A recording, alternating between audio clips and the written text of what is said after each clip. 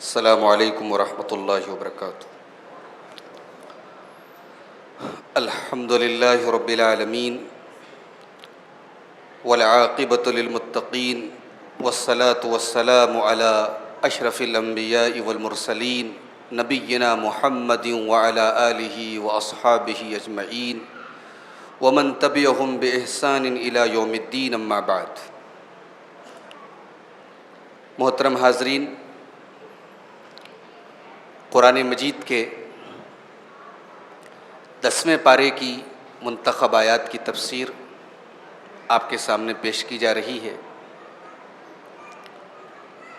10ویں پارے کے شروع میں مال غنیمت کا مصرف بتایا گیا۔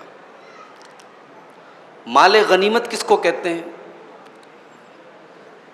مسلمانوں کو جنگ کے دوران دشمن سے جو مال حاصل ہوتا ہے اس کو مال غنیمت کہتے ہیں۔ اس مال کے 5 حصے کیے جائیں گے اور 4 حصے لڑنے والے مجاہدین کے درمیان تقسیم ہو جائیں گے، اور جو 5واں حصہ ہوگا اس کے بھی 5 مصرف ہیں جو 10ویں پارے کی پہلی آیت میں بیان کیے گئے۔ فرمایا وَاعْلَمُوا أَنَّمَا غَنِمْتُم مِّن شَيْءٍ فَأَنَّ لِلَّهِ خُمُسَهُ وَلِلرَّسُولِ وَلِذِي الْقُرْبَى وَالْيَتَامَى وَالْمَسَاكِينِ وَابْنِ السَّبِيلِ۔ جان لو کہ جو بھی تم مال غنیمت حاصل کرتے ہو اس کا 5واں حصہ اللہ کے لیے ہے۔ اب اللہ کے لیے ہے کیا مطلب یہ کہ اللہ اس مال کا اصل مالک اللہ ہے، یہ نہیں کہ اللہ کے لیے الگ سے کوئی حصہ نکالا جائے گا۔ تو فرمایا کہ وہ 5واں حصہ اللہ کے لیے ہے۔ وَلِلرَّسُولِ، اب اس کے بعد رسول کو اس میں سے، اس 5ویں حصے میں سے رسول کو دیا جائے گا۔ وَلِذِي الْقُرْبَى، اور رسول کے رشتہ داروں کو دیا جائے گا، کیونکہ انہوں نے اسلام کے لیے کافی قربانی دی ہے، اور زکوٰۃ کا مال چونکہ اللہ کے رسول کے رشتہ داروں کو نہیں دیا جائے گا تو اس میں جو ضرورت مند ہوں گے، جو غربا ہوں گے، جو محتاج ہوں گے، ان کو اس مال غنیمت کے 5ویں حصے میں سے دیا جائے گا۔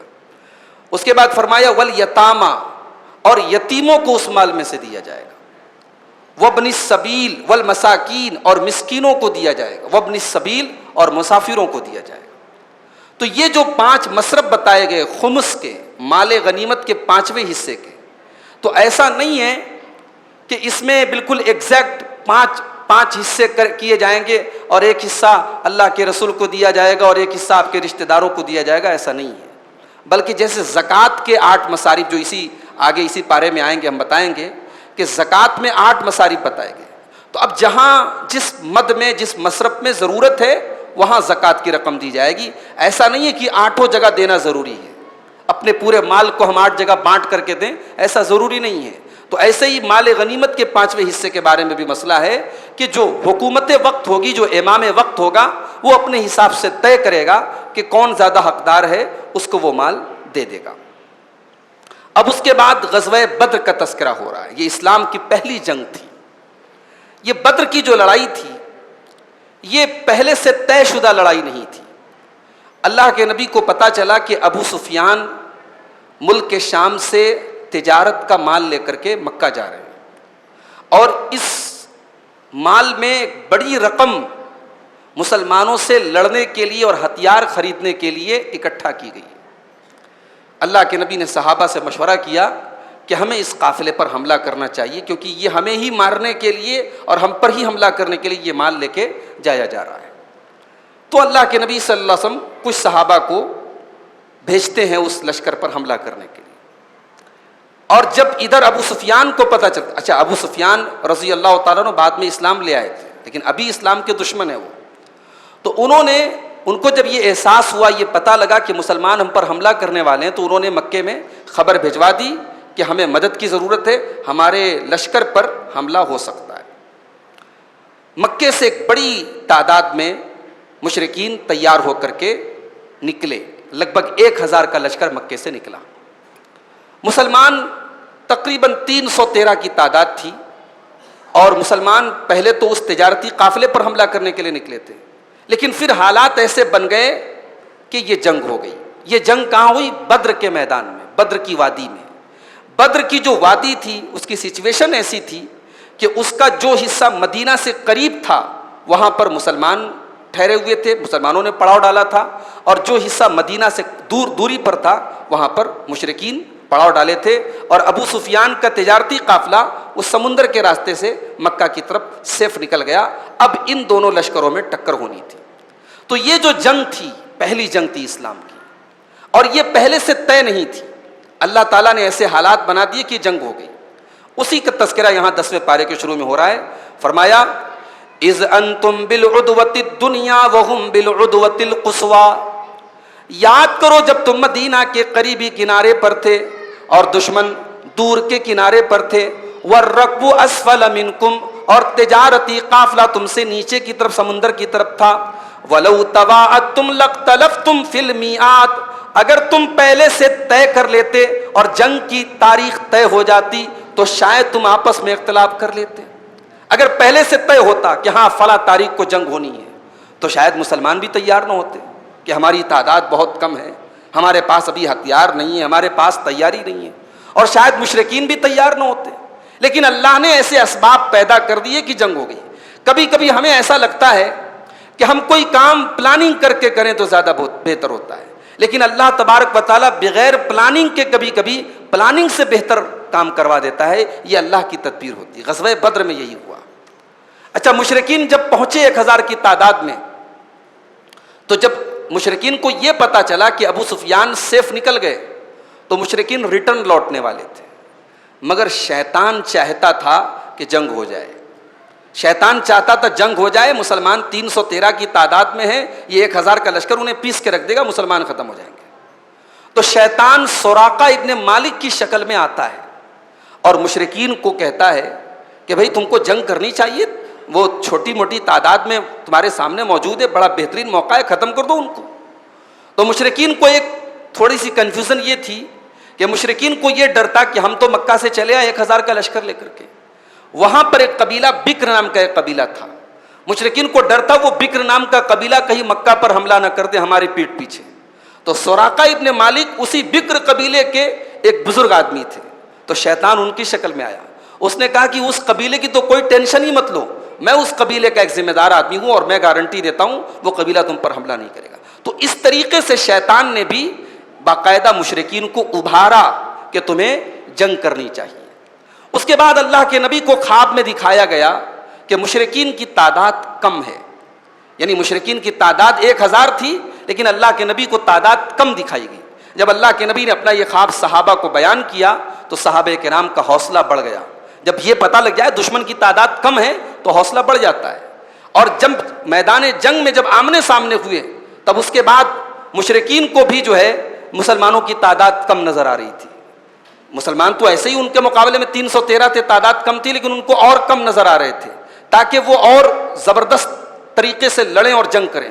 لیکن پھر جب فرشتوں کی فوج داخل ہوئی اس میں تب مشرکین کو سمجھ میں آ گیا کہ یہ مقابلہ ہمارے بس کا نہیں ہے، اور اللہ تبارک و تعالیٰ نے مسلمانوں کو اس جنگ میں فتح مبین سے نوازا۔ تو یہاں پر اللہ تعالیٰ نے ذکر کیا کہ وَلَوْ تَوَاعَدْتُمْ لَاخْتَلَفْتُمْ فِي الْمِيعَادِ، اگر تم پہلے سے طے کر لیے ہوتے تو پھر تم اس میں اختلاف کر بیٹھتے۔ وَلَٰكِن لِيَقْضِيَ اللَّهُ أَمْرًا كَانَ مَفْعُولًا، اللہ تبارک و تعالیٰ کو فیصلہ کرنا تھا اس معاملے کا۔ کیوں کرنا تھا؟ لِيَهْلِكَ مَنْ هَلَكَ عَنْ بَيِّنَةٍ وَيَحْيَىٰ مَنْ حَيَّ عَنْ بَيِّنَةٍ، تاکہ جو ہلاک ہونا ہے وہ دلیل کے ساتھ ہلاک ہو جائے، جس کو زندہ رہنا ہے وہ دلیل کے ساتھ زندہ رہے۔ یہ مقابلہ 313 اور 1000 کا مقابلہ نہیں بنتا، یہ تو ہاتھی اور چیونٹی کا مقابلہ تھا۔ دنیا کی کوئی فوج جو ہے مقابلہ نہیں کر سکتی کہ 313 میں بچے بھی ہوں، بوڑھے بھی ہوں، جوان بھی ہوں، ہتھیار بھی کچھ خاص نہ ہو، اور سامنے 1000 کا لشکر تیار ہو کے آیا ہو، ہتھیاروں سے لیس ہو کے آیا ہو۔ یہ دنیا کے اگر ریکارڈ کی بات کریں تو یہ مقابلہ تو تھا ہی نہیں، لیکن یہ مقابلہ ہوا اور مسلمانوں کو کامیابی ملی۔ یہ اس بات کی دلیل تھی کہ محمد الرسول اللہ صلی اللہ علیہ وسلم اللہ کے سچے رسول ہیں۔ تو یہ غزوہ بدر، اسی لیے اللہ نے غزوہ بدر کو فرقان کہا ہے۔ جس دن یہ جنگ ہوئی 17 رمضان کو یہ جنگ ہوئی تھی، اللہ نے اس کو یوم الفرقان کہا ہے۔ یہ حق اور باطل کے درمیان فرق کرنے والا دن تھا۔ اس نے کلیئر کر دیا کہ اللہ کے نبی سچے ہیں اور آپ کے ماننے والے سچے ہیں. اگر یہ سچے نہ ہوتے تو 1000 کے بڑے لشکر پر 313 مسلمان کامیاب نہ ہوتے. اچھا، اس موقع پر جب یہ جنگ ہوئی، اللہ کے نبی صلی اللہ علیہ وسلم بدر کی لڑائی کے ایک دن پہلے رات میں اللہ کی بارگاہ میں ہاتھ اٹھا کے دعا کرتے ہیں. اور کیا الفاظ آپ نے استعمال کیے، پڑھو تو رونگٹے کھڑے ہو جاتے ہیں. اللہم ان تولک ہذہ العصابۃ لا تعبد فی الارض. اے اللہ، اگر یہ مٹھی بھر جماعت آج ہلاک ہو گئی، یہ 313 مسلمان آج اگر ہلاک ہو گئے، تو اے اللہ پھر روئے زمین پر تیرا نام لینے والا کوئی نہیں ہوگا، تیری عبادت کرنے والا کوئی نہیں ہوگا. اللہ کے نبی رو رہے ہیں، گڑ گڑا رہے ہیں، اللہ کی بارگاہ میں آنسو بہا رہے ہیں. ابو بکر صدیق رضی اللہ تعالیٰ عنہ آتے ہیں، اللہ کے نبی کو پیچھے سے چمٹ جاتے ہیں اور کہتے ہیں کفاک مناشدتک ربک. اے اللہ کے نبی بس کیجئے، آپ کو اپنے رب سے جو کہنا تھا کہہ دیا، اللہ تعالیٰ آپ کو مایوس نہیں کرے گا. اور جب 17 رمضان کو یہ جنگ ہوئی، دنیا کی تاریخ نے یہ منظر نہیں دیکھا تھا کہ 313 کے اس لشکر نے 1000 کو شکست دے دی. فرشتوں کی فوج اتری، اور جب میدان جنگ میں جب جنگ ہونے لگی تو شیطان جو سراقہ ابن مالک کی شکل میں آیا تھا اور جس نے مشرکین کو یہ گارنٹی دی تھی کہ میں تمہارے ساتھ جنگ کروں گا، شیطان ایڑیوں کے بل پلٹ کر کے بھاگنے لگا. شیطان کی اس غداری کا تذکرہ بھی اللہ تعالیٰ نے کیا، اسی صورت میں آگے کیا ہے. تو اس طریقے سے یہ جنگ ہوتی ہے.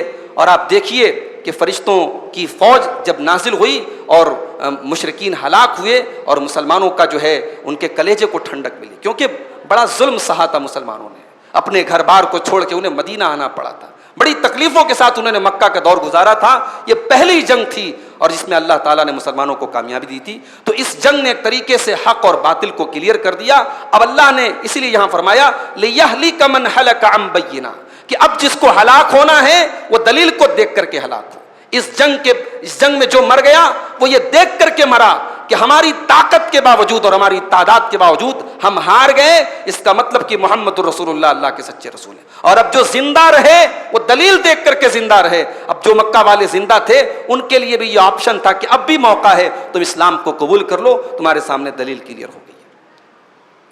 اس کے بعد میدان جنگ میں کامیابی کے 5 نسخے بتائے گئے. ایمان والوں کو میدان جنگ میں کامیاب ہونے کے 5 فارمولے بتائے گئے. فرمایا یا ایھا الذین آمنوا اذا لقیتم فئۃ فاثبتوا، اے ایمان والو جب تمہارا دشمن سے مقابلہ ہو تو تم ثابت قدم رہو. میدان جنگ چھوڑ کے کبھی بھاگنا نہیں ہے، ثابت قدم رہنا ہے. حالات جیسے بھی آ جائیں تمہیں میدان چھوڑ کے نہیں بھاگنا ہے. یہ بہت بڑا گناہ ہے. اللہ کے نبی جب بڑے بڑے گناہوں کی بات کرتے ہیں تو اس میں ایک گناہ یہ بھی بتاتے وہ تولی یوم الزحف، میدان جنگ چھوڑ کر کے بھاگ جانا یہ بہت بڑا گناہ ہے. تو پہلا فارمولہ یہ ہے کہ ثابت قدم رہنا ہے. اس کے بعد دوسری چیز وَاذْكُرُوا اللَّهَ كَثِيرًا لَعَلَّكُمْ تُفْلِحُونَ، اور تم اللہ تعالیٰ کو کثرت سے یاد کرو، تم تبھی کامیاب ہو سکتے ہو. یہ دوسری چیز ہے کہ جنگ کے میدان میں جہاں تلواریں چل رہی ہوں، جہاں لاشیں گر رہی ہوں، جہاں ہیبت کا ماحول ہے، ڈر کا ماحول ہے، دہشت کا ماحول ہے، اس جنگ کے میدان میں بھی تمہیں اللہ کو نہیں بھولنا ہے، اللہ کو یاد رکھنا ہے. اسی لیے جنگ کے میدان میں بھی نماز کا ٹائم ہو جائے تو نماز پڑھی جائے گی. طریقہ بدل دیا گیا. حدیث کی کتابوں میں آپ کو ڈیٹیل ملے گی، اس کو نماز خوف کہا جاتا ہے کہ آدھے لوگ نماز پڑھیں گے، آدھے لوگ دشمن کے سامنے کھڑے، لیکن نماز وہاں پر بھی پڑھی جائے گی.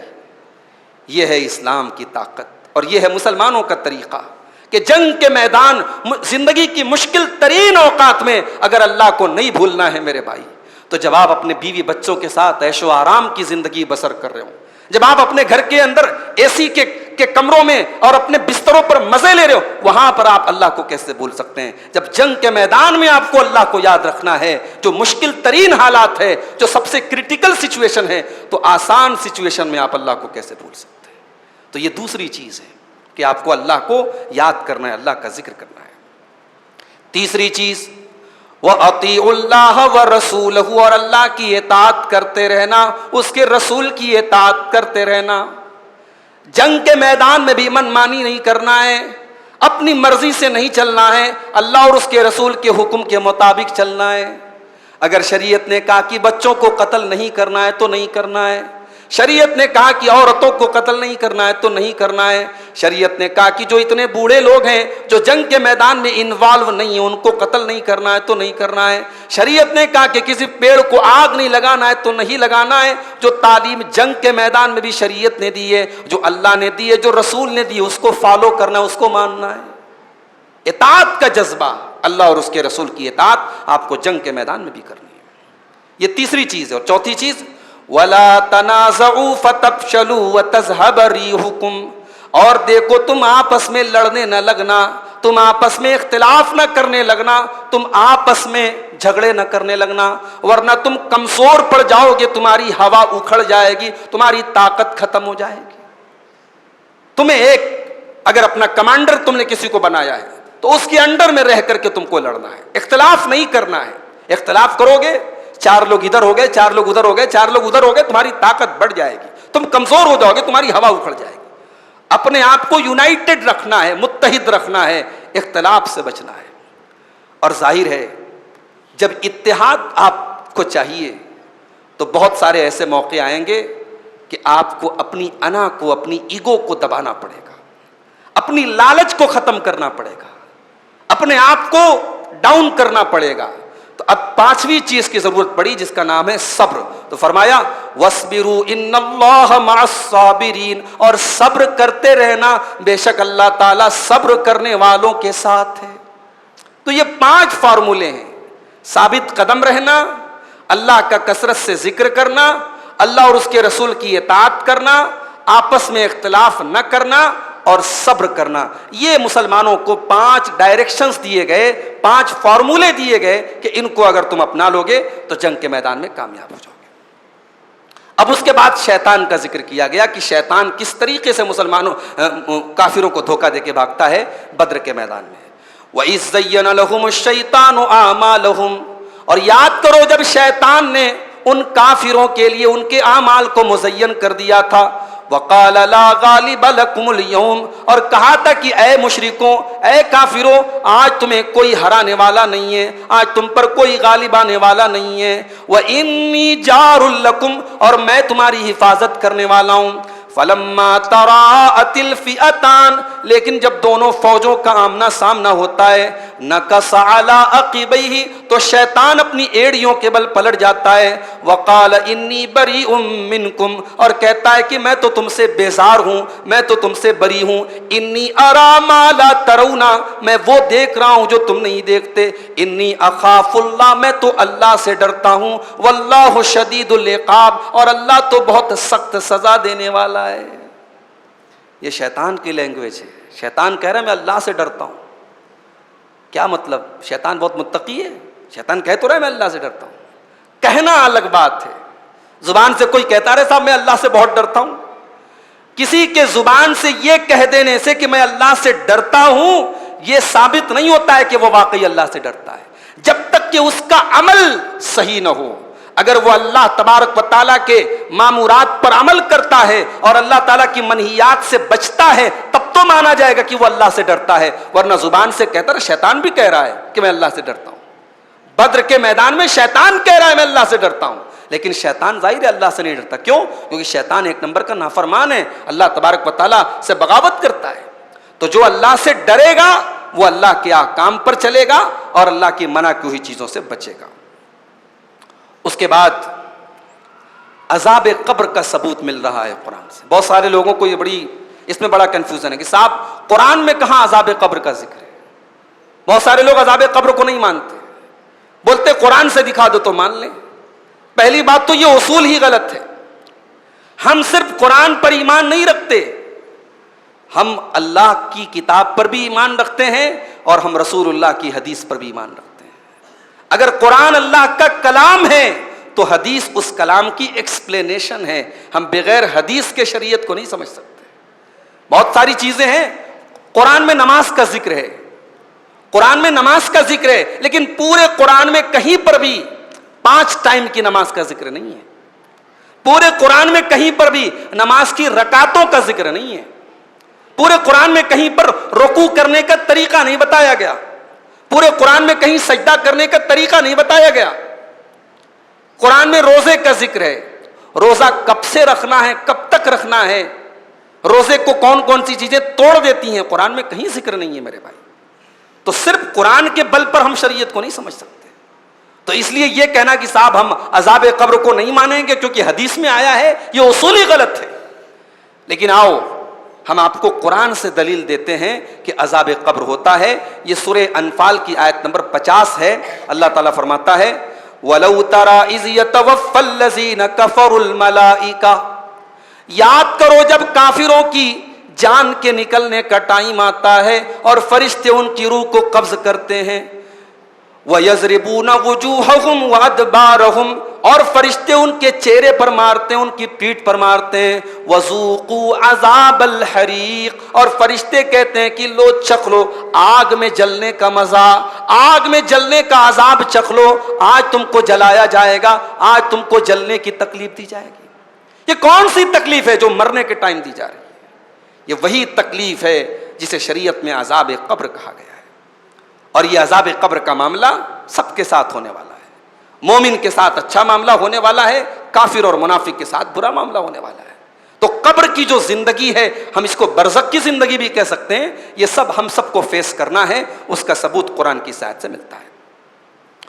اس کے بعد ایک اصول بتایا گیا، آپ کی روزی روٹی اچھی چل رہی ہے، بال بچے چین سے ہیں، اچانک آپ کی اوپر مصیبتیں آ گئی، بیماریاں آ گئی، تکلیف آ گئی، آپ کو لگا یار یہ کیسے ہو گیا، میرا اچھا خاصا چلتا پھرتا بزنس ٹھپ کیسے ہو گیا، میرے صحت مند بچے بیمار کیسے پڑ گئے، میں بڑے عیش و آرام سے رہ رہا تھا، یہ پریشانیاں کیوں آ گئیں؟ اللہ فرماتا ہے یہ پریشانیاں آٹومیٹک نہیں آتی ہیں، ہم تمہارے اچھے حالات کو برے حالات میں تب تک نہیں بدلتے جب تک تم اپنے کرتوت کو نہیں بدلتے۔ وہ جو شاعر نے کہا ہے نا، خدا نے آج تک اس قوم کی حالت نہیں بدلی، نہ ہو جس کو خیال خود اپنی حالت کے بدلنے کا۔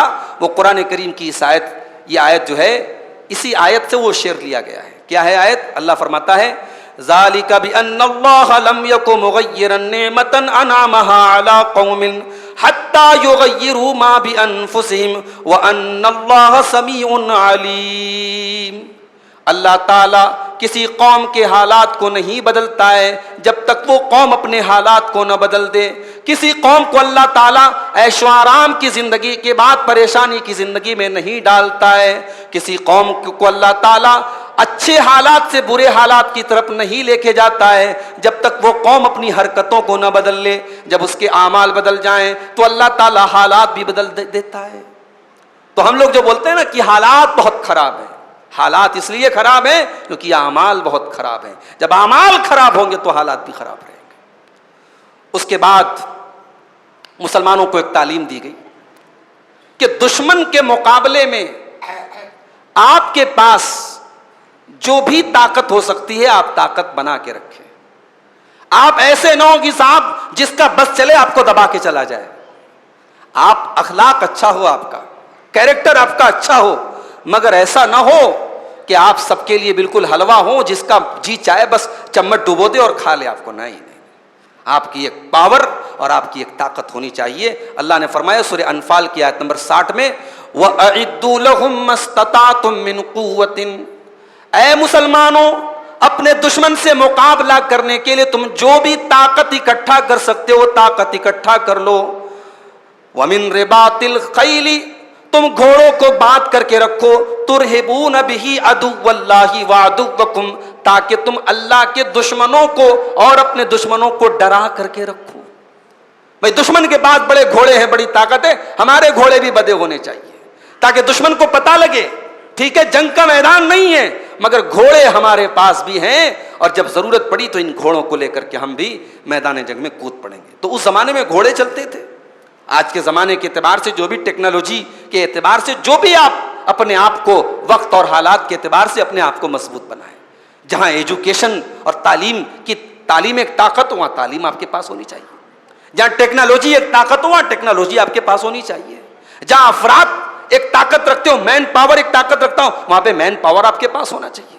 تو اللہ نے مستطاعتم کہہ کر کے دروازے کھول دیے کہ تم اپنی طاقت کو اکٹھا کرو جو بھی تم بنا سکتے ہو، اور اللہ کے دشمنوں کو اور اپنے دشمنوں کو ڈراؤ. وآخرین من دونہم، تمہارے بہت سارے ایسے دشمن بھی ہیں، لا تعلمونہم، جن کو تم نہیں جانتے، اللہ یعلمہم، ان کو اللہ جانتا ہے. بہت سارے چھپے ہوئے دشمن ہیں، بہت سارے ایسے دشمن ہیں جو چھپ کر کے تمہارے ساتھ غداری کریں گے، تم نہیں جانتے، اللہ جانتا ہے. تو ان دشمنوں کو اگر ڈرا کر کے رکھنا ہے اور اپنی دہشت میں رکھنا ہے کہ وہ تمہارے ساتھ کچھ غلط نہ کریں، تو تمہاری طاقت مضبوط ہونی چاہیے. اس کے بعد اسلام کی یہ تعلیم بھی ہے کہ اگر ہمارا دشمن ہم سے صلح کرنا چاہتا ہے تو ہم بھی صلح کر لیں. اسلام عافیت چاہتا ہے. اسلام جب جنگ کے علاوہ کوئی آپشن نہ بچے تب جنگ کرنے کی اجازت دیتا ہے. اگر سامنے والا صلح کرنا چاہتا ہے تو اسلام کی یہ تعلیم نہیں کہ صاحب ہم لڑیں گے ہی نہیں، اگر سامنے والا صلح کر رہا ہے تو تم صلح کر لو. اور یہ بھی ہو سکتا ہے سامنے والا صلح کرنے کے مقصد سے ہم کو آفر کر رہا ہے لیکن دھوکہ دینا چاہتا ہو، تو اللہ نے کہا اگر دھوکہ دینا چاہتا ہے تو اللہ پر بھروسہ رکھو، اللہ تمہاری مدد کرے گا. فرمایا وَإِن جَنَحُوا لِلسَّلْمِ فَاجْنَحْ لَهَا وَإِن جَنَحُوا لِلسَّلْمِ فَاجْنَحْ لَهَا، اگر تمہارا دشمن صلح کے لیے جھک جائے تو تم بھی جھک جاؤ. وَتَوَكَّلْ عَلَى اللَّهِ، اور اللہ کے اوپر بھروسہ کر لو. إِنَّهُ هُوَ السَّمِيعُ الْعَلِيمُ، اللہ تعالیٰ سب کچھ سننے والا جاننے والا ہے. وَإِن يُرِيدُوا أَن يَخْدَعُوكَ، اگر وہ لوگ تمہیں دھوکہ دینا چاہتے ہیں، فَإِنَّ حَسْبَكَ اللَّهُ، تو اللہ تمہارے لیے کافی ہے. هُوَ الَّذِي أَيَّدَكَ بِنَصْرِهِ وَبِالْمُؤْمِنِينَ، اللہ ہی نے تمہاری نبی، اے نبی تمہاری مدد کی ہے. اے نبی اللہ نے آپ کی مدد کی ہے اپنی مدد کے ذریعے اور مسلمانوں کے ذریعے. جس اللہ نے آپ کی مدد کی ہے، اگر دشمن تمہارے ساتھ غداری کرنا چاہتا ہے تب بھی اللہ مدد کرے گا. اللہ آپ کے لیے کافی ہے. اگر سامنے والا صلح کر رہا ہے، صلح کا آفر دے رہا ہے، تو آپ صلح کر لیجیے.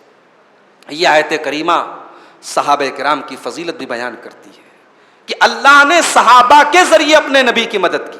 صحابہ کوئی معمولی ہستیاں نہیں ہیں، صحابہ وہ ہستیاں ہیں جن کے ذریعے اللہ نے اپنے نبی کی مدد کی. فرمایا هو الذی ایدک بنصرہ وبالمؤمنین، اللہ نے اپنی مدد کے ذریعے اور صحابہ کے ذریعے آپ کی مدد کی، اہل ایمان کے ذریعے آپ کی مدد کی. تو یہ آیت صحابہ کرام کی فضیلت اور ان کی منقبت پر بھی ایک دلیل ہے. اس کے بعد ایک بات یہ بیان کی گئی کہ صحابہ اسلام کے پہلے آپس میں بہت لڑتے تھے. خود مدینہ کے اندر دو قبیلے تھے، اوس اور خزرج، اور بہت جنگیں ہوتی تھیں ان کے درمیان. لیکن اسلام کے آنے کے بعد وہ سب کے سب ایک دوسرے کے بھائی بھائی بن گئے. تو یہ کام کیسے ہوا؟ اللہ نے فرمایا یہ کام ہماری طرف سے ہوا. وَأَلَّفَ بَيْنَ قُلُوبِهِمْ، اے نبی اللہ تعالیٰ نے ان صحابہ کے دلوں کے اندر ایک دوسرے کی محبت پیدا کر دی. لو انفقت ما فی الارض جمیعا ما الفت بین قلوبہم، اے نبی اگر آپ زمین کی ساری دولت بھی خرچ کر دیتے تب بھی آپ صحابہ کے دلوں کو نہیں ملا سکتے تھے. ان کے دلوں میں اگر ایک دوسرے کی محبت پیدا ہوئی ہے تو یہ محبت اللہ نے پیدا کی ہے. یہ محبت پیدا کرنا کسی کے بس کی بات نہیں تھی. وَلَٰكِنَّ اللَّهَ أَلَّفَ بَيْنَهُمْ، اللہ نے ان کے دلوں میں محبت پیدا کی ہے.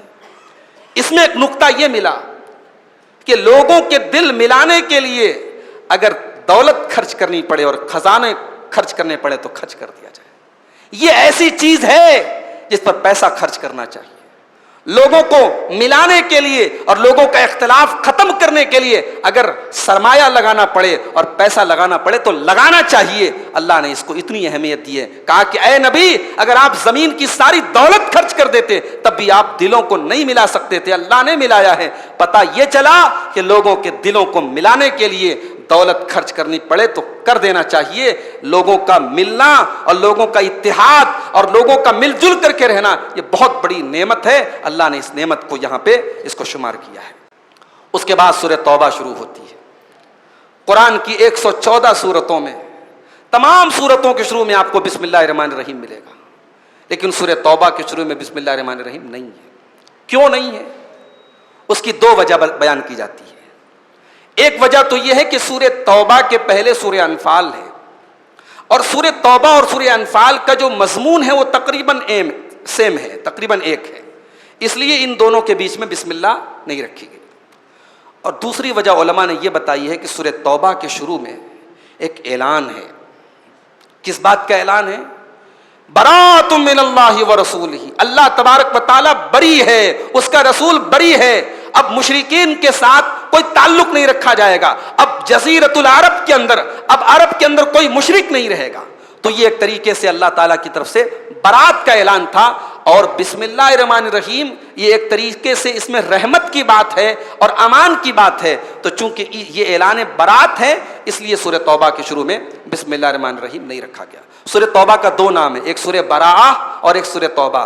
براءہ اس کا اس لیے نام پڑا گیا کیونکہ اس کے شروع میں برات کا اعلان ہے، دستبرداری کا اعلان ہے، بیزاری کا اعلان ہے۔ اور توبہ نام اس لیے پڑا کیونکہ اس کے آخر میں کچھ صحابہ کرام کی توبہ کا ذکر ہے جو کچھ مجبوری کی وجہ سے یا کہہ لیجئے کہ اپنی سستی کی وجہ سے وہ غزوہ تبوک میں شامل نہیں ہوئے تھے، اور بعد میں انہوں نے توبہ کی اللہ تعالیٰ سے، ان کی توبہ کو اللہ تعالیٰ نے قبول کیا۔ وہ واقعہ آگے آئے گا، تو اس لیے اس سورت کا نام سورہ توبہ رکھا گیا۔ اس کی پہلی آیت میں اللہ تعالیٰ نے برات کا اظہار کیا، فرمایا براءۃ من اللہ ورسولہ الی الذین عاہدتم من المشرکین۔ اللہ اور اس کے رسول کی طرف سے برات کا اعلان ہے، دستبرداری کا اعلان ہے، بیزاری کا اعلان ہے ان تمام مشرکوں سے جن مشرکوں سے تم نے ایگریمنٹ کیا تھا۔ فسیحوا فی الارض اربعۃ اشہر، اے مشرکو تم 4 مہینے زمین کے اندر جتنا گھومنا ہے گھوم لو۔ واعلموا انکم غیر معجز اللہ، اور جان لو تم اللہ تعالیٰ کو عاجز نہیں کر سکتے۔ وان اللہ مخزی الکافرین، اللہ تعالیٰ کافروں کو ذلیل کرنے والا ہے۔ مکے کے اندر 4 طریقے کے مشرکین تھے۔ ایک مشرکین تو وہ تھے کہ جن کے ساتھ مسلمانوں کا کوئی ایگریمنٹ نہیں تھا، ان کو 4 مہینے کا الٹیمیٹم دیا گیا۔ یہ سورہ توبہ کب نازل ہو رہی ہے؟ فتح مکہ کے بعد نازل ہو رہی ہے۔ فتح مکہ کے بعد اب ایک طریقے سے مکہ اور مدینہ میں اسلام کا پرچم ہر جگہ لہرانے لگا تھا، اور مکہ کی اور عرب کی زیادہ تر طاقتیں اب مسلمانوں کے ساتھ تھیں۔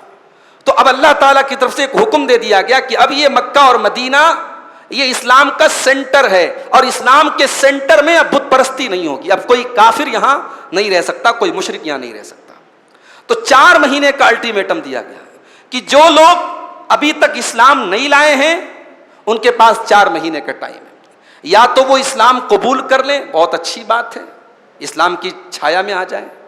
اسلام قبول نہیں کرنا ہے کوئی بات نہیں، عرب چھوڑ کے چلے جائیں۔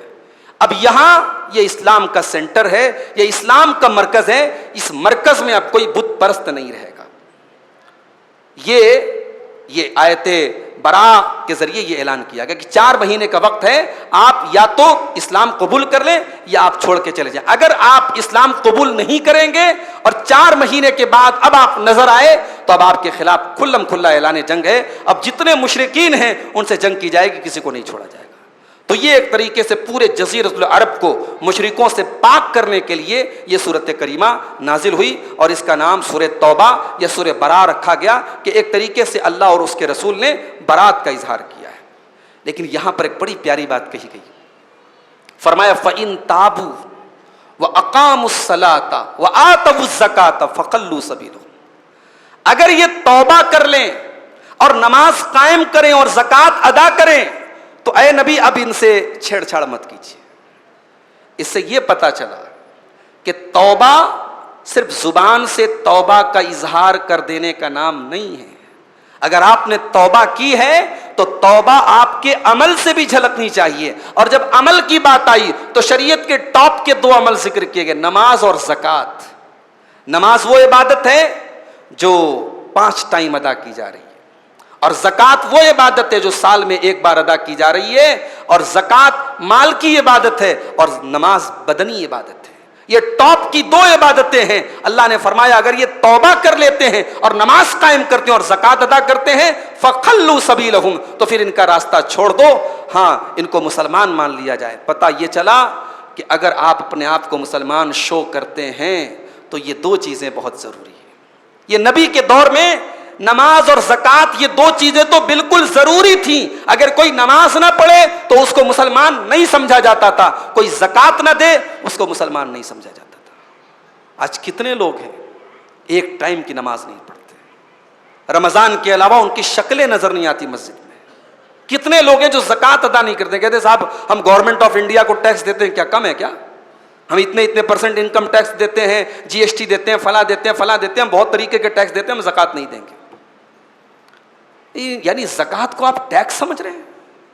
یہ زکوٰۃ کوئی ٹیکس نہیں ہے میرے بھائی, اور یہ زکوٰۃ دے کر کے آپ کوئی احسان نہیں کر رہے ہیں. یہ آپ کے مال میں اللہ کا حق ہے, یہ فرض ہے آپ کے اوپر. اور یہ آپ اگر مسلمان ہیں اور اسلام کا دعویٰ کرتے ہیں تو اسلام کا دعویٰ آپ کا جھوٹا ہے جب تک آپ زکوٰۃ ادا نہیں کرتے. فَإِن تَابُوا وَأَقَامُوا الصَّلَاةَ وَآتَوُا الزَّكَاةَ, اے نبی اگر یہ توبہ کرتے ہیں اور نماز قائم کرتے ہیں اور زکوٰۃ ادا کرتے ہیں, فَخَلُّوا سَبِيلَهُمْ, تب ان کا راستہ چھوڑ دیجیے. اس لیے بات یاد رکھیے کہ زکوٰۃ دینا بہت ضروری ہے.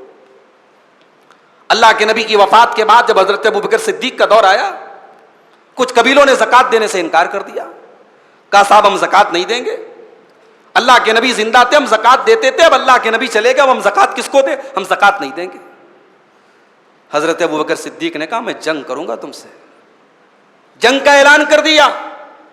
حالات نازک تھے مدینہ کے, اللہ کے نبی کے انتقال سے صحابہ کرام صدمے کی حالت میں تھے, سب کے دل بڑے دہلے ہوئے تھے. حضرت عمر فاروق رضی اللہ تعالیٰ عنہ جو بہت بہادر مانے جاتے تھے, انہوں نے بھی حضرت ابوبکر صدیق سے کہا کہ زکوٰۃ نہیں دے رہے ہیں, چھوڑ دیجئے, بعد میں دیکھا جائے گا, ان سے جنگ مت کیجئے, فوج مت بھیجیے. حضرت ابوبکر صدیق نے حضرت عمر کے سینے پر ایسے ہاتھ مارا. اب بڑے بہادر بنتے تھے عمر, بڑے بہادر بنتے تھے, آج بزدلی کی بات کرتے ہو. لو منعونی عقالا لقاتلتہم علی منعہ, اگر یہ اللہ کے رسول کے دور میں ایک رسی بھی اگر زکوٰۃ میں دیتے تو اور آج نہیں دیں گے تو اے عمر کان کھول کر کے سن لو, ابو بکر ان سے جنگ کرے گا. اور حضرت عمر بعد میں کہتے تھے کہ واقعی میں اس وقت اللہ تعالیٰ نے ابو بکر صدیق کے اندر جو ہمت پیدا کر دی اور ان کے دل کو جو کھول دیا, بعد میں مجھے سمجھ میں آیا کہ ان کا فیصلہ بالکل صحیح تھا. تو اسلام میں زکوٰۃ کا نہ دینے والا یا زکوٰۃ کا انکار کر دینے والا, ایک ہوتا ہے زکوٰۃ نہیں دے رہا ہے وہ گنہگار ہے, اور کوئی زکوٰۃ کا انکار کرے, زکوٰۃ کو ٹیکس سمجھے, زکوٰۃ کی اہمیت کو نہ سمجھے, وہ کافر ہو جاتا ہے, معاف کیجیے گا, وہ اسلام سے خارج ہو جاتا ہے جو زکوٰۃ کا انکار کرتے ہیں. یہاں اللہ نے 2 عبادتوں کا ذکر کیا, نماز قائم کریں اور زکوٰۃ ادا کریں, تو ان کا راستہ چھوڑ دو. اچھا, مشرکین کو بڑا ناز تھا کہ صاحب ہم تو خانہ کعبہ کے رکھوالے ہیں, حاجیوں کی خدمت کرتے ہیں, حاجیوں کو ستو پلاتے ہیں, پانی پلاتے ہیں, زمزم کا پانی پلاتے ہیں, ہم تو بڑے نیک لوگ ہیں.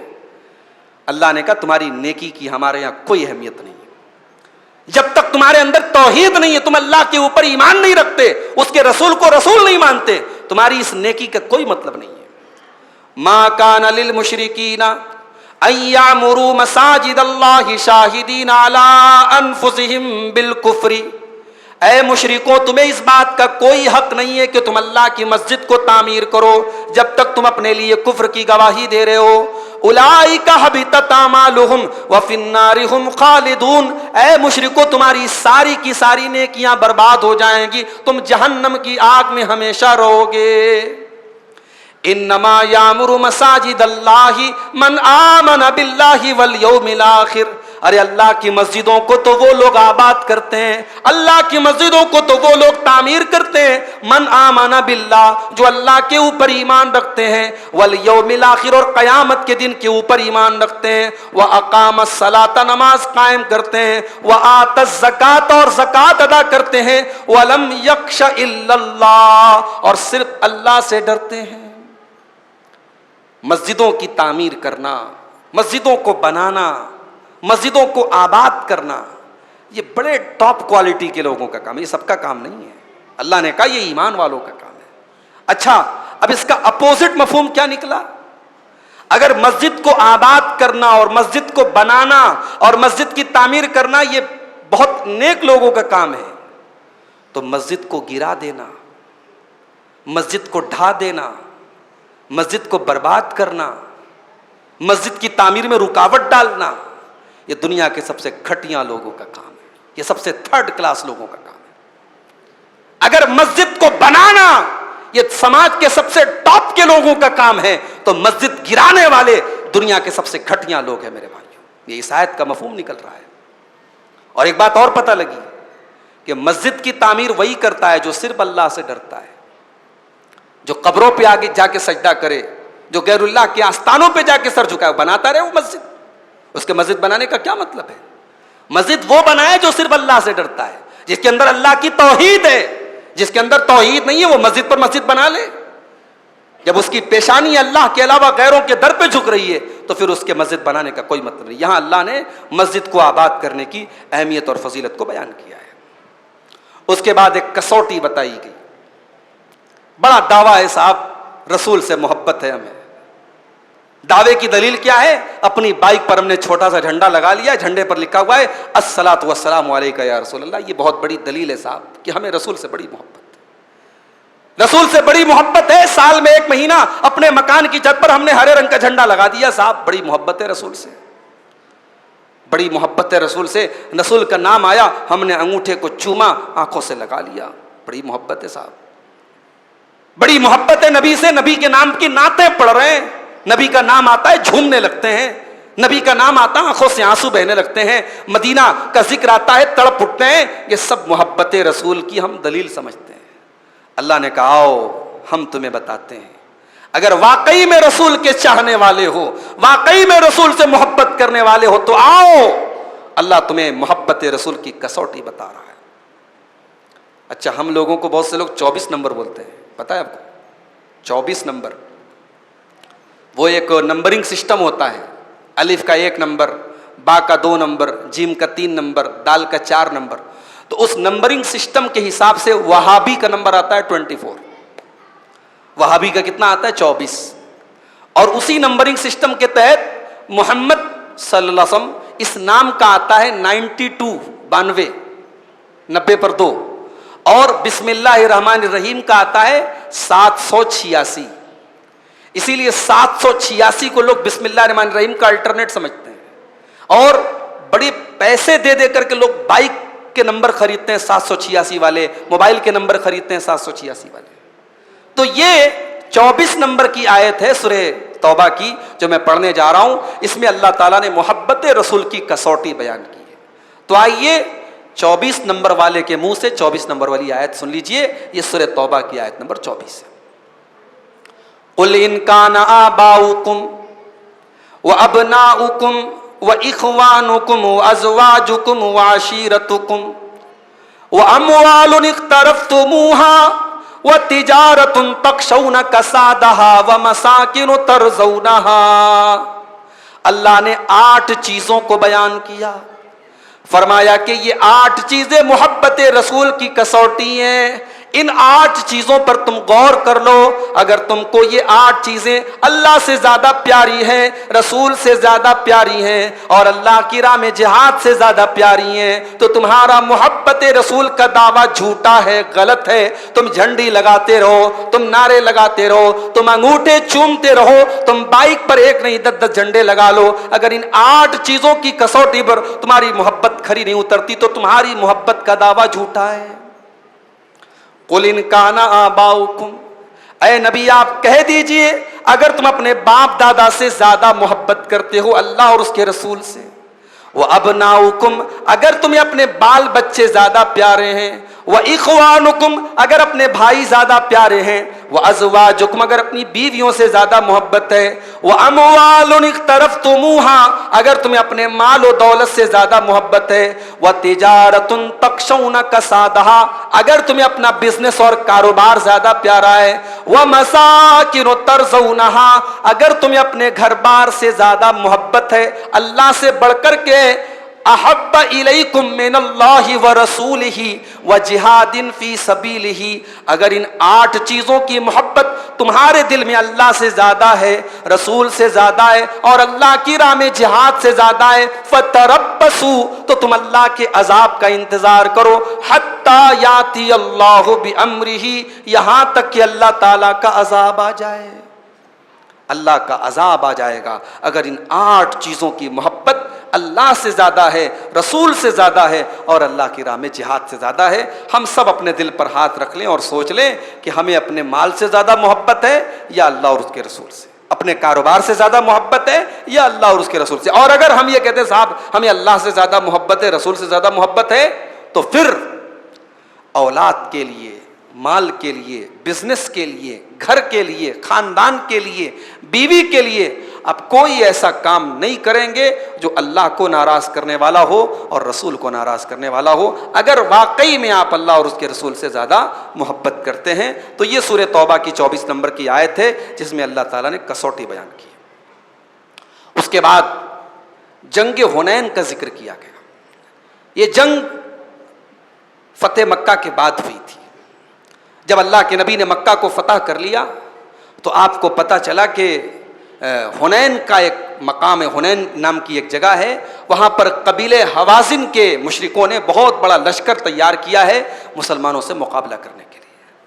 تو اللہ کے نبی نے صحابہ سے اعلان کیا کہ ہم ان سے مقابلہ کرنے کے لیے جا رہے ہیں۔ یہ پہلی جنگ تھی جس میں مسلمانوں کی تعداد بہت زیادہ تھی، 14,000 کا لشکر تھا۔ بعض روایات میں 12,000 کا ذکر آیا، بعض میں 14,000 کا ذکر آیا۔ 14,000 کا لشکر تھا اور مسلمانوں کو ایسا لگا کہ آج ہم ہار نہیں سکتے، کیونکہ ابھی تک کسی جنگ میں اتنی تعداد نہیں تھی مسلمانوں کی۔ یہ فتح مکہ کے بعد یہ جنگ ہوئی تھی۔ اب جب مسلمان گئے 14,000 کا لشکر لے کر کے اور دل میں یہ خیال آ گیا کہ آج ہماری تعداد بہت زیادہ ہے، تو قبیلے حوازن کے جو لوگ تھے یہ تیر اندازی میں بہت ماہر تھے۔ پہاڑی راستے پر جانا تھا، پہاڑ کے دروں میں وہ چھپے ہوئے تھے، اور چھپ کر کے جب انہوں نے تیر چلانا شروع کیا مسلمانوں کے قدم اکھڑ گئے اور مسلمان میدان چھوڑ کر کے بھاگنے لگے۔ جب مسلمان میدان چھوڑ کر کے بھاگنے لگے تو دنیا نے وہ منظر بھی دیکھا کہ جب سب میدان چھوڑ کے بھاگ رہے ہیں تو اللہ کا آخری نبی میدان جنگ میں بیچ میں کھڑا ہے اور وہ لوگوں سے کہہ رہا ہے الیہ عباد اللہ، اے اللہ کے بندو آؤ میری طرف آؤ، انا ابن عبد المطلب انا النبی لا کذب، میں محمد ہوں، عبد المطلب کا بیٹا ہوں، میں کوئی جھوٹا نبی نہیں ہوں، میں اللہ کا سچا نبی ہوں۔ اس کے بعد اللہ کے نبی نے حضرت عباس کو حکم دیا۔ حضرت عباس اللہ کے نبی کے چچا تھے، ان کی آواز بڑی بلند تھی، آپ نے ان کو حکم دیا کہ صحابہ کو بلاؤ۔ جب حضرت عباس نے آواز دی کہ اللہ کے نبی بلا رہے ہیں تو بھاگتے صحابہ کرام بھاگ رہے اپنی جان بچانے کے لیے۔ جب اللہ کے نبی کا نام آیا تو پھر پلٹ کر کے واپس آئے۔ اب جب پلٹ کر کے واپس آئے تو پھر اللہ تبارک و تعالیٰ نے آسمان سے ہلکی بارش نازل فرمائی اور صحابہ کرام کے دل کی وہ ہیبت ختم ہوئی، وہ ڈر ختم ہوا، اور اس کے بعد ایسا موسم بن گیا کہ مشرکین کی ہانڈیاں الٹ گئیں، ان کے خیمے ٹوٹ گئے، اور پھر مشرکین کے پیر جو ہے اکھڑ گئے اور پھر مشرکین کو شکست ہو گئی، ان کے 70 لوگ مارے گئے۔ تو یہ جنگ حنین ایک ایسی جنگ تھی جس میں ہمارے لیے بہت ساری نصیحت کی باتیں ہیں۔ اللہ نے اس جنگ کا ذکر کیا سورہ توبہ کی آیت نمبر 25 اور 26 میں۔ اللہ نے فرمایا لقد نصرکم اللہ فی مواطن کثیرہ، اللہ نے تمہاری بہت سارے موقعوں پر مدد کی ہے۔ وَيَوْمَ حُنَيْنٍ، اور حنین کے دن بھی اللہ نے تمہاری مدد کی۔ اِذْ أَعْجَبَتْكُمْ كَثْرَتُكُمْ، حنین کے دن تمہیں تمہاری کثرت پر ناز ہو گیا، اپنی تعداد پر تمہیں ناز ہو گیا۔ فَلَمْ تُغْنِ عَنْكُمْ شَيْئًا، لیکن تمہاری تعداد کوئی کام نہیں آئی۔ وَضَاقَتْ عَلَيْكُمُ الْأَرْضُ بِمَا رَحُبَتْ، اور زمین تنگ ہو گئی اپنی کشادگی کے باوجود، حالات ایسے نازک ہو گئے کہ زمین تمہارے لیے تنگ ہو گئی۔ ثم ولیتم مدبرین، اور تم پیٹ پھیر کر کے بھاگنے لگے۔ ثم انزل اللہ سکینتہ علی رسولہ، پھر اللہ نے اپنے رسول کے اوپر سکونت نازل کی۔ وعلی المؤمنین، اور ایمان والوں کے اوپر سکون نازل کیا۔ وانزل جنودا لم تروہا، اور اللہ نے ایسے لشکروں کو بھیجا جو تم کو نظر نہیں آ رہے تھے۔ وعذب الذین کفروا، اور اللہ نے کافروں کو عذاب دیا۔ وذالک جزاء الکافرین، اور یہی کافروں کی سزا ہے۔ تو اس طریقے سے اللہ تعالیٰ نے غزوہ حنین کو پھر مسلمانوں کے فیور میں کر دیا اور مسلمان بعد میں یہ جنگ جیت گئے۔ لیکن شروع میں مسلمانوں کو پریشانی ہوئی کیونکہ ان کے دل میں وقتی طور پر ایک ناز پیدا ہو گیا تھا، ایک غرور پیدا ہو گیا تھا کہ ہماری تعداد بہت زیادہ۔ اس سے یہ سبق ملا کہ مسلمان کو کامیابی اس کی تعداد کے بل پر نہیں ملتی، اس کے سامان اور ہتھیار کے بل پر نہیں ملتی، مسلمان کو کامیابی اللہ کی طرف سے ملتی ہے۔ اور اگر جس دن مسلمان نے اللہ کی ذات کو چھوڑ کر کے اپنے ہتھیار اور اپنی تعداد اور اپنی دنیاوی سامان پر اس نے بھروسہ کرنا شروع کر دیا، اس دن سمجھ لو کہ اس کی بربادی شروع ہو گئی ہے۔ اس لیے مسلمان کو ہمیشہ اللہ کی ذات پر بھروسہ رکھنا چاہیے۔ اب ایک آخری آیت پڑھ کر کے ہم بات ختم کرتے ہیں۔ یہود و نصارہ نے اپنے علماء کو رب بنا لیا تھا، یہود و نصارہ نے اپنے علماء کو رب بنا لیا تھا۔ کیسے بنایا تھا؟ حلال و حرام کی اتھارٹی انہوں نے اپنے علماء کو دے دی تھی۔ اللہ کی کتاب حرام کہتی رہے، اگر میرے عالم نے حلال کہہ دیا تو حلال ہے، اللہ کی کتاب حلال کہتی رہے، میرے عالم نے کہہ دیا حرام ہے تو حرام ہے۔ یہ انہوں نے مقام دیا تھا اپنے عالموں کو اور اپنے عابدوں کو، اللہ نے کہا تم نے رب بنا لیا۔ اتخذوا احبارهم ورهبانهم اربابا من دون اللہ، یہود و نصارہ نے اپنے عالموں کو اور اپنے عابدوں کو اللہ کو چھوڑ کر کے رب بنا لیا تھا۔ والمسیح ابن مریم، اور عیسیٰ ابن مریم کو بھی انہوں نے رب بنا لیا تھا۔ وما امروا الا لیعبدوا الہا واحدا، جبکہ ان کو صرف اور صرف ایک اللہ کی عبادت کا حکم دیا گیا تھا۔ حضرت عدی بن حاتم رضی اللہ تعالیٰ عنہ حاتم طائی کے بیٹے تھے۔ حاتم طائی بہت نیک انسان تھے، بڑے سخی آدمی تھے، ان کی سخاوت بہت مشہور تھی، مگر کرسچین تھے، اسلام کو انہوں نے نہیں پایا تھا۔ تو حاتم طائی کے بیٹے تھے حضرت عدی بن حاتم۔ تو جب یہ اسلام لائے تو ایک دن اللہ کے نبی کے پاس آئے، تو جب اس آدمی پرانے مذہب کو چھوڑ کے نئے مذہب میں آتا ہے تو بہت ساری چیزیں بدلنے میں، چینج ہونے میں ٹائم لگتا ہے۔ تو حضرت عدی بن حاتم کے گلے میں ایک دھاگا تھا، اس میں کراس کا نشان بنا تھا، صلیب کا نشان بنا تھا۔ اللہ کے نبی نے فرمایا اطرح عنک ھذا الوسن، اے عدی یہ اپنے گلے میں بت پہنے ہوئے، اس کو نکالو، پھینکو اس کو۔ اللہ کے نبی نے اس صلیب والے لاکٹ کو ان کے گلے سے نکلوایا۔ اس کے بعد اللہ کے نبی نے یہی آیت پڑھی کہ یہودی اور عیسائی اپنے عالموں کو رب مانتے ہیں۔ حضرت عدی نے کہا کہ اللہ کے نبی ہم نے تو کبھی رب نہیں مانا، ہم نے تو ہمیشہ اللہ کو رب مانا، کسی عالم کو ہم نے رب نہیں مانا۔ تو اللہ کے نبی نے کہا کہ کیا ایسا نہیں ہے کہ لم یکونوا یعبدونہم ولکنہم کانوا اذا احلوا لہم شیئا استحلوا، تمہارے علماء جب کسی چیز کو حلال کرتے تھے تو تم اس کو حلال سمجھتے تھے، وَإِذَا حَرَّمُوا عَلَيْهِمْ شَيْئًا حَرَّمُوهُ، اور تمہارے علماء جب کسی چیز کو حرام کرتے تھے تو تم حرام سمجھتے تھے۔ کہاں اے اللہ کے نبی ایسا ہم کرتے تھے۔ اس سے یہ سبق ملا کہ یہ اتھارٹی صرف اللہ کو اور اس کے رسول کو حاصل ہے، رسول کو بھی اللہ کے حکم سے حاصل ہے۔ رسول بھی خود اپنے آپ میں یہ اتھارٹی نہیں رکھتے، اللہ نے ان کو یہ اتھارٹی دی ہے کہ وہ جس کو حلال کہیں وہ حلال ہے، وہ جس کو حرام کہیں وہ حرام ہے۔ یہ اتھارٹی کسی پیر کو دینا، کسی بزرگ کو دینا، کسی عالم کو دینا، کسی مفتی کو دینا، کسی امام کو دینا، یہ گویا اسے رب بنانا ہے، اور اللہ نے اسے یہود و نصارہ کی نشانی قرار دیا ہے۔ تو ہمیں اور آپ کو چاہیے کہ ہم علماء کا احترام کریں، لیکن کسی ایک عالم کا تعصب یا کسی ایک امام کا تعصب پال لینا کہ ہم ہر حال میں اس عالم کی پیروی کریں گے، اس امام کی بات مانیں گے، چاہے قرآن کے خلاف ہو چاہے حدیث کے خلاف ہو، یہ گویا کہ رب بنا لینا ہے، اور اللہ نے سورہ توبہ کی اس آیت میں اس سے منع کیا ہے۔ تو یہ 10ویں پارے کی منتخب آیات تھیں، آیتیں اور بھی تھیں، لیکن وقت چونکہ ہمارا اب ختم ہو چکا ہے، انشاءاللہ ہم کل اگلے پارے کی 11ویں پارے کی منتخب آیات کی تفسیر پیش کریں گے۔ اللہ سے دعا ہے رب العالمین ہم سب کو قرآن کریم کو سمجھنے کی، اس پر عمل کرنے کی اور اسے دوسروں تک پہنچانے کی توفیق عطا فرمائے۔ آمین۔ وآخر دعوانا الحمدللہ رب العالمین، والسلام علیکم ورحمۃ اللہ وبرکاتہ۔